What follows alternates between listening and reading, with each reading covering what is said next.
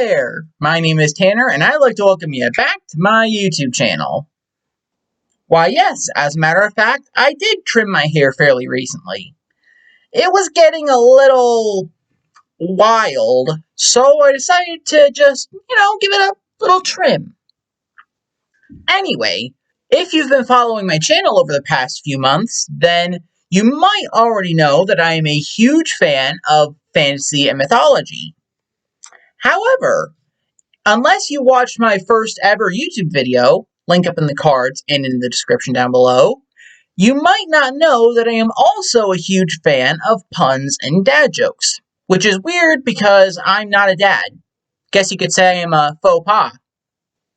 So, I was just minding my own business earlier this week, doing my usual routine, things like that, when all of a sudden, the thought struck me. Why not combine my love of fantasy and mythology and my love of dad jokes into one video? I would now like to take this time to give myself a little pat on the back for that, quite frankly, brilliant idea, if I do say so myself. Needless to say, that's what this video is going to be. I will be telling you guys some fantasy and mythology puns, and I hope you get as much of a kick out of them as I do. Now, a couple of disclaimers before I move on. First of all, some of these jokes I made up myself, but others I got off of the internet. Also, I'm going to try to keep these jokes as family-friendly as possible. Try being the operative word there. So, without further ado, here are some fantasy and mythology puns and dad jokes. I really hate arguing with minotaurs. They're just so bullheaded. Hey, what's Medusa's favorite novel? Gorgon Girl. But in all seriousness, I really wish she would stop objectifying people. Now I love the Greek god of wind, Aeolus, but he's just so talkative. I mean, seriously, what a windbag. I mean, not only is he a really big windbag, but it also seems like he's got his head in the clouds. Did you know that the Greek goddess of the rainbow had bigger eyes than most of the other gods? No wonder they called her Iris. Did you know the Egyptian god Thoth is usually depicted as having an ibis head? And yet, he's also depicted as being the god of writing and wisdom. I guess he's not such a bird brain after all. Hey, what does the Celtic warrior god do when nature calls? He visits the loo. Hey, what's a sphinx's biggest flaw? They're always lying. But seriously, the Sphinx's entire existence is just one big riddle.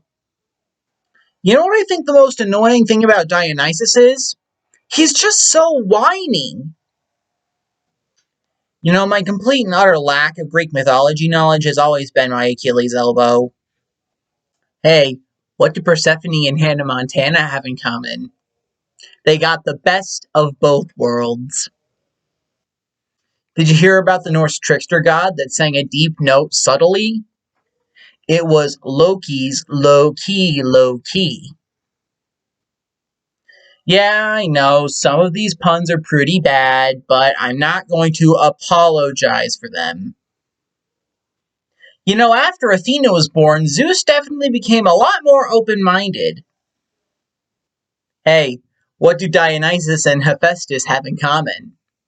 They both like getting hammered.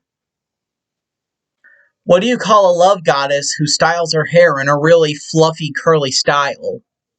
Aphrodite. I find it weird that the Greek trickster god Hermes invented a musical instrument to give to his brother. I mean, a liar invented a lyre. Hey, which Greek god loves taking the form of animals? Zeus. Hey, what do you call a female flying horse? Pegasister. It's almost impossible to win a race against a hydra. They always get ahead. Hey, why did Odin have trouble fighting the nature gods? Everyone joined the fray. But seriously, Odin knows a lot of gossip about a lot of people. I mean, he always says a little birdie told him, hey, why don't skeletons play music in church? They've got no organs. What did the vampire say after his first date? It was love at first bite. But seriously, dealing with vampires is always such a pain in the neck. You know, ever since he lost the contest to win Athens, Poseidon has been really salty. You know, I'm not a huge fan of mummies. They're just so wrapped up in themselves. You know, the town of Sleepy Hollow lost a lot of tourism when their most famous local lost his head. You know, Sun Wukong, the Monkey King, took a lot of time to complete the journey to the west. He just kept monkeying around. Also, his fellow traveler, Zhu Baizhe, or Pigsy, was just so stubborn. I mean, seriously, just really pig-headed.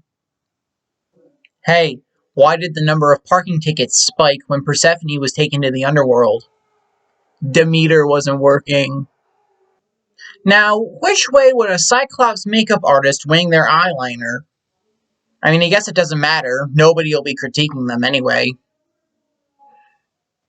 Oh, come on. You ought to see where that was gonna go. Hey, which Olympian goddess is also a Latina auntie? Hestia. I know, I get it. It's hard for people to understand my Loki humor. Hey now, there's no need to feel so Thor over my puns. You want to know how I feel about the labyrinth? It's amazing. You know, Chiron was technically both a half man, half horse, and also a doctor of medicine. I guess you could call him the centaur of disease control. But in all seriousness, I definitely think he preferred being a background character as opposed to being the centaur of attention. Oh, you hate mythology puns? Demeter is wrong with you. An ancient Greek man walks into a tailor shop with a pair of torn pants. The tailor goes, Euripides? And the man says, yeah, Eumenides? A Roman man walks into a bar, holds up two fingers, and says, 5 beers, please. Hey, which fairy tale princess loves dad jokes? Rapunzel. What's a fairy's favorite soft drink? Sprite.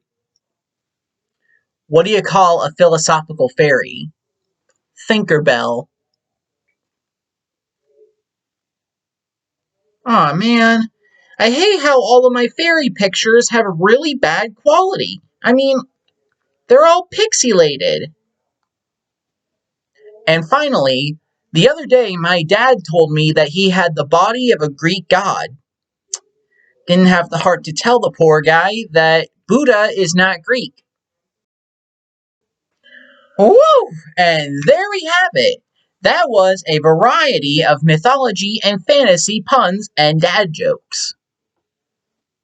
If you like this video and you want more, please give this video a like and subscribe down below so you don't miss any new videos.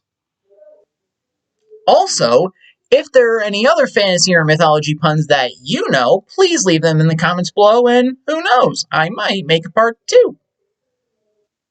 Oh, one more thing before I go.